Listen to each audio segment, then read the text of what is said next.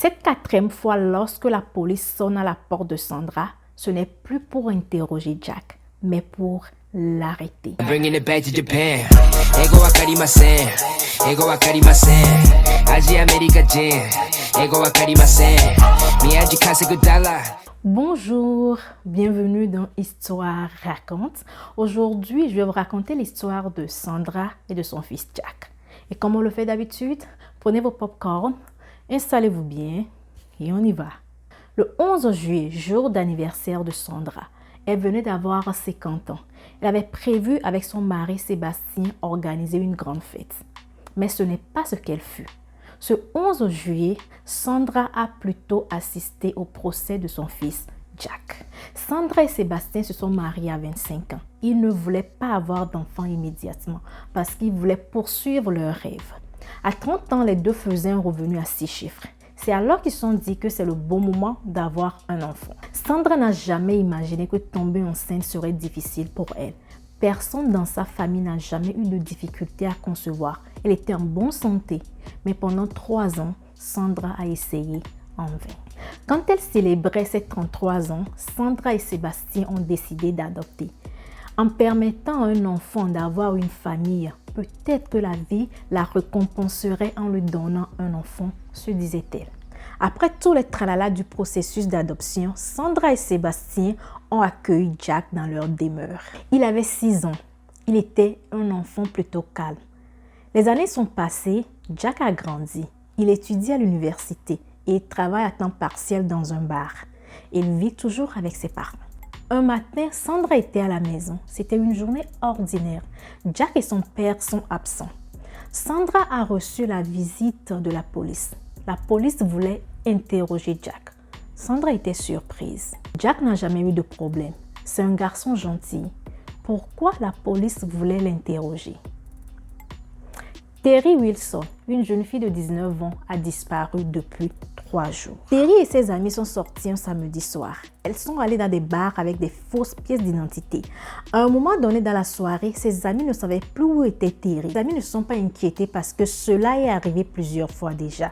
Le lendemain, Isabelle, la meilleure amie de Terry, l'a appelé pour savoir s'il était bien rentré la veille. Mais le téléphone de Terry sonne, elle ne décroche pas. Les parents de Terry ne savaient pas que leur fille a passé toute la nuit dehors. Dans la soirée, ils reçoivent l'appel de la police. Ce qu'on leur dit, c'est qu'une personne a retrouvé le sac de Terry dans la rue. Le dernier message que Terry a envoyé, c'est un texto à Jack. Et le texto disait « Merci de me déposer chez moi ». Jack a dit à la police qu'il a rencontré Terry dans la rue. C'est elle qui l'a stoppé parce que son taxi tardait à venir. Il a accepté de déposer Terry chez elle. Mais en route, Terry a changé d'avis.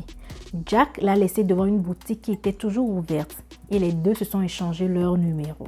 Juste après qu'il ait dit cela à la police, Jack s'est mis à pleurer. Il dit au policier « Je suis désolé ». Il se retourne vers sa mère et dit la même chose en pleurant « Je suis désolé ». Les policiers lui demandent « Pourquoi est-il désolé ?» et il répond « Peut-être qu'on ne la retrouvera plus jamais ». Les policiers lui demandent encore « Pourquoi dit-il cela ?» et il répond qu'il suit des podcasts et on ne retrouve plus jamais les personnes disparues. Un mois est passé, la police sonne encore à la porte de Sandra. Et cette fois-ci, la police voulait interroger Jack dans la disparition de Lily. Lily et Jack sont à l'université ensemble. Ils sont en équipe pour un projet de classe.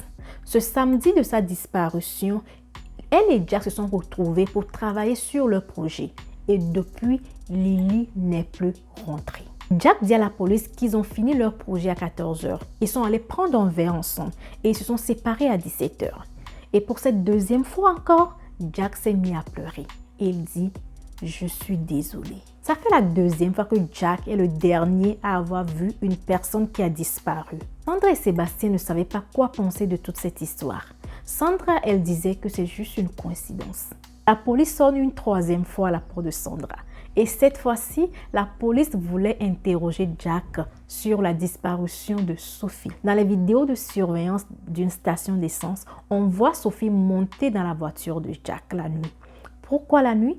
Parce que Jack travaille dans un bar à temps partiel. La 3e fois, Jack pleure et dit « Je suis désolé ». Cette fois-ci, la police l'avait à l'œil et la police le suivait. Cette quatrième fois, lorsque la police sonne à la porte de Sandra, ce n'est plus pour interroger Jack, mais pour l'arrêter. Pourquoi Jack est-il arrêté? Comme je vous l'ai dit, Jack travaille à temps partiel dans un bar. Anita vient d'être embauchée dans ce bar et très rapidement, elle est devenue pote avec Jack. Un soir, Jack lui propose de faire une soirée ciné chez elle parce que Anita vivait seule. À cette soirée, Jack a violenté Anita. Il l'a laissée pour morte et il a mis feu à sa maison. Anita est restée dans le coma pendant des mois. Personne ne savait qu'elle pouvait s'en sortir. Sandra ne croyait pas toutes ces accusations. Elle était prête à se battre pour son fils. En fait, il n'y avait pas vraiment de preuves pour accuser Jack. Jack a bien nettoyé la maison d'Anita avant de mettre le feu. Tout ce que la police avait, c'était le témoignage d'Anita. Anita a demandé à la police de parler avec Jack. Elle a dit que cela pourrait marcher. Parce que lorsque Jack lui faisait du mal, elle dit qu'il n'arrêtait pas de dire « Je suis désolée ».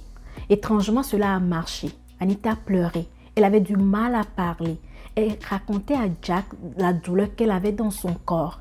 Jack a fondu en larmes et il a tout avoué. Il a montré à la police l'endroit où il a caché le corps des autres filles, Terry, Lily et Sophie. Sandra assistait au procès et se demandait si elle a mal fait d'avoir voulu coûte que coûte un enfant.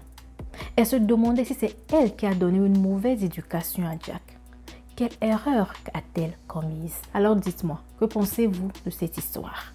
C'était Histoire raconte et on se retrouve la semaine prochaine. Bringing it back to Japan. Ego wakarimasen. Ego wakarimasen. Asia America Jin. Ego wakarimasen. Miyaji kasegu dollar.